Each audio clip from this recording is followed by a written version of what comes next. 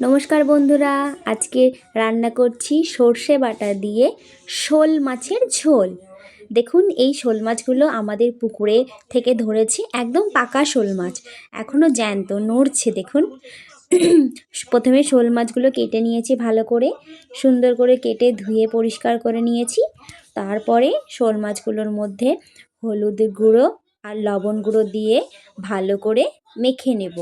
মাখা হয়ে গেলে তারপরে কড়াইতে তেল গরম করতে দিয়ে দেব, আর একটা একটা করে শোল মাছের পিসগুলো তেলের মধ্যে দিয়ে দেব।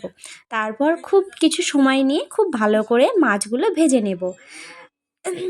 আর এর মধ্যে আমরা লঙ্কা বেটে নিয়েছি জিরে বাটা, আর নিয়েছি সর্ষে বাটা। বাটা মশলার মধ্যেই আমরা দিয়ে দেব 1 চামচ লবণ, সামান্য হলুদ গুঁড়ো।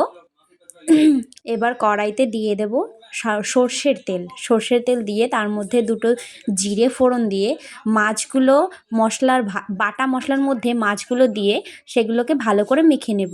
আর তার মধ্যে সামান্য জল দিয়ে মিশ্রণটা পুরোটা কড়াইতে ঢেলে দেব। তারপর কিছুক্ষণ বেশ 10 মিনিট 10 মতন সময় ধরে মিশ্রণটা ভালো করে ফুটতে দিতে হবে। খুব ভালো করে দেখুন আমাদের রান্নাটা হচ্ছে। তার মধ্যে যখন ঝোলটা একটু শুকিয়ে আসবে দিয়ে দেব ভাজা মশলার গুঁড়ো। নামানোর একটু আগে দেব কাঁচা সরিষার তেল।